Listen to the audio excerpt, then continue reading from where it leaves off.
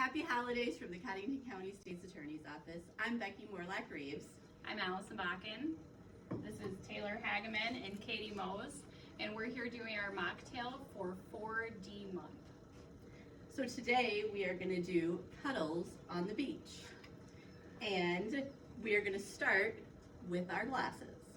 First, we're going to dip it in some Caro syrup and coconut. A little excited with the Caro syrup.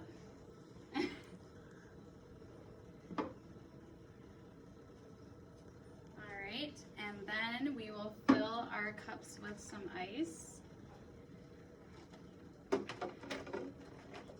So drinking and driving has a number of collateral consequences, or consequences that come far beyond what a criminal conviction entails.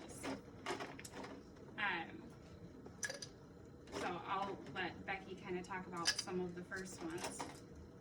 One of the first ones is you will be brought into the detention center and have your fingerprints and your picture taken. One of the most severe consequences, though, is going to be on your insurance. All drivers in the state of South Dakota are required to have insurance on their automobiles. Upon conviction with a driving under the influence charge, all drivers are required to file an SR-22 with the state of South Dakota, and that comes at a significantly increased cost on their insurance rates. Right, and so what we've just done here is we put equal parts cranberry juice and equal parts white grape juice in our cups. There's more consequences beyond just the SR-22. If you have a CDL, you won't be able to have that CDL anymore, and there's nothing that we can do to mask it.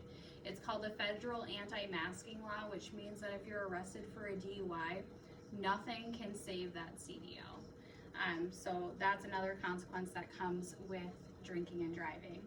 We're going to add then 2/3, right? 2/3 of peach nectar. And so when you get arrested for that DUI, you will be subject to a blood draw. And so if you're not a fan of needles, that's another consequence. Next, we're going to add some maraschino cherries.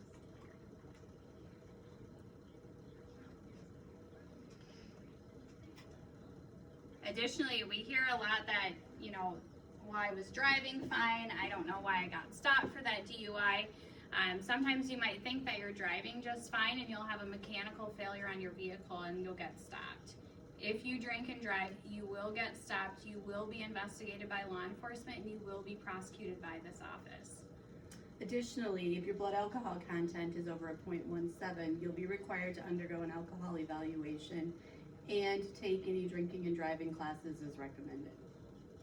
Right, so the consequences of a DUI are not just that criminal conviction on your record, they go far beyond that.